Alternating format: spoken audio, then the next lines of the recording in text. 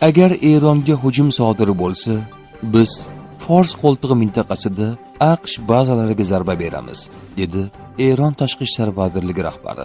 Tehron na hozir, na kelajakda o'zining raketa dasturini muhokama qilish niyatida. Bundan tashqari, boyitilgan uranni mamlakatdan olib chiqish masalasi ham istisno etiladi, dedi Abbos Aroqchi.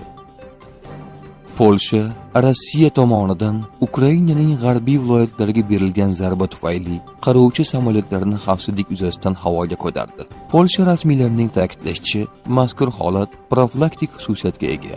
Shuningdek, Polshada chegaraga yaqin joylashgan Jeshuv va Lyublin shaharlaridagi fuqarolik aeroportlari faoliyati vaqtinchalik to'xtatilgan.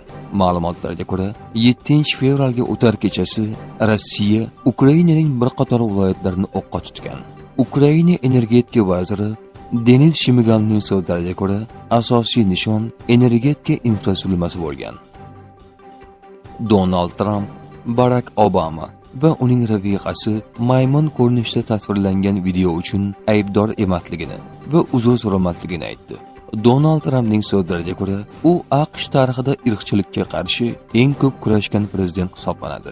Men Obamaga oid post uchun uzr so'rash haqidagi chaqiriqlarni eshitdim, lekin bunday qilmoqchi emasman. Chunki men adashmadim. Men minglab videolarni ko'rib chiqaman. O'sha videoni ham boshini ko'rdim va hammasi joyida edi. Bu qirol sherga parodiya edi. Menimcha, yordamchilarimdan hech biri videoni oxirini ko'rmagan. Men boshida ko'rganim uchun juda kuchli edi. Gap saylovlardagi soxtalashtirishlar haqida ketayotgan edi. Va har safar shunga o'xshash ishonchli narsani ko'rsam, uni e'lon qilaman. Ammo kimdir xatoga yo'l qo'yib, bitta kichik detalni o'tkazib yuborgan, dedi AQSh rahbari.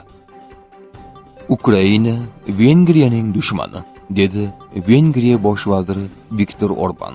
Kiyev Bryusseldan Yevropa ittifoqi a'zolaridan Rossiya energiya ta'minotiga kirishni rad etishini doimiy ravishda talab qilmoqda. Kim buni Vengriyaning dushmani desa, Ukraina bizning dushmanimiz, dedi Viktor Orban.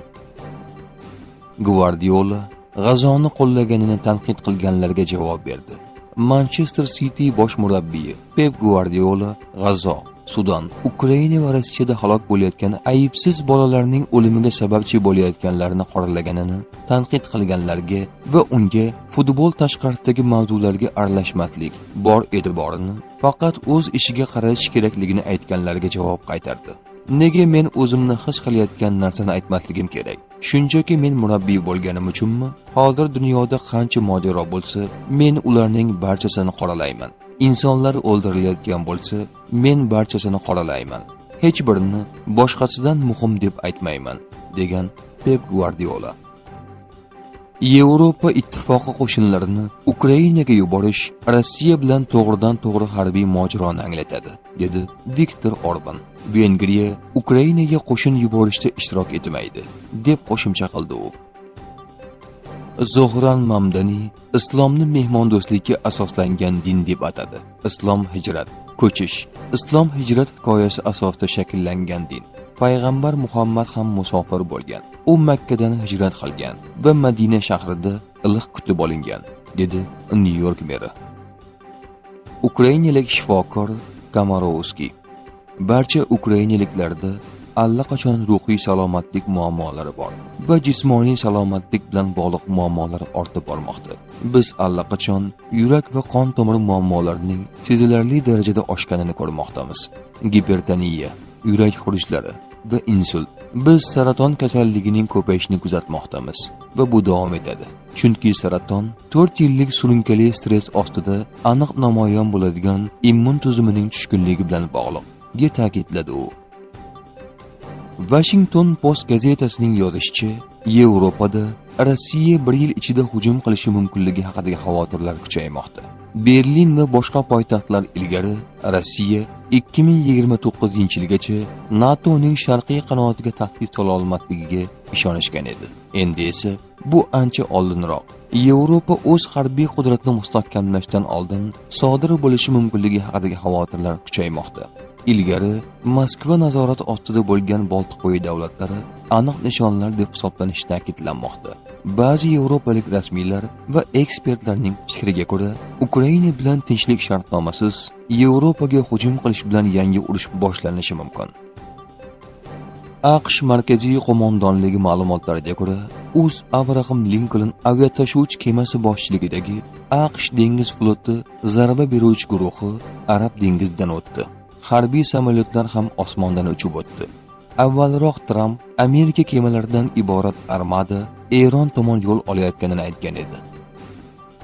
Wall Street jurnalining yozishicha, Eron AQSh bilan muzokaralar davomida uranni boyitishni to'xtatishdan bosh tortdi.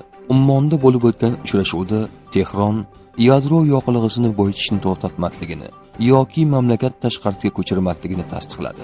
Bu Washingtonning asosiy talabi.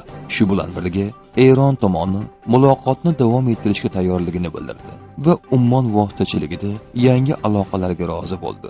Nashrning yozishicha, ikki tomonning pozitsiyalari deyarli o'zgarishsiz qolgan va asosiy masala bo'yicha tafovut sezilarli darajada saqlanib qolmoqda. AQSh urushni yoz boshiga qadar yakunlashni ko'zlamoqda va muzokara uchun aniq jadval taklif qilinmoqda, dedi Ukraina rahbari. Vladimir Zelenskiyning aytishicha, AQSh tomoni yangi energetik sulh tuzishni taklif qilgan va Ukraina bu taklifga rozilik bildirgan. Biroq Rossiya tomoni ushbu masalaga keyinroq javob berishini ma'lum qilgan. Shuningdek, Washington ilk bor Ukraina va Rossiya delegatsiyalarini AQSh hududida uchrashuv o'tkazishga taklif qilgan. Zelenskiyning so'zlariga ko'ra, taxminan bir haftadan so'ng Miami shtatida uchrashuv bo'lib o'tishi kutilmoqda.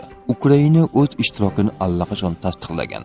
Avvalroq Kreml matbuot kotibi Dmitriy Peskov muzokaraning yangi bosqichi yaqin orada bo'lishini aytgan. Biroq ularning AQShda o'tkazilishi haqida gapirmagan. Ukraina rahbari shuningdek, muzokara davomida hanuzgacha kelishuvga erishilmayotgan masalalar haqida ham to'xtalib o'tdi.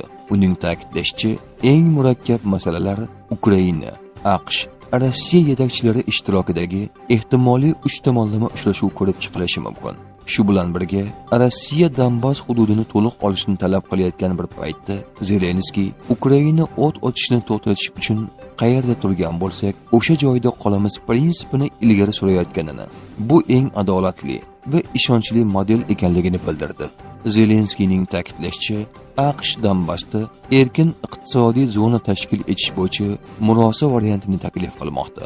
Biroq bu taklifdan na Ukraina, na Rossiya mamnun. Zaporojye atom elektr stansiyasining kelajagi borasida esa hamon aniq to'xtamga kelingani yo'q.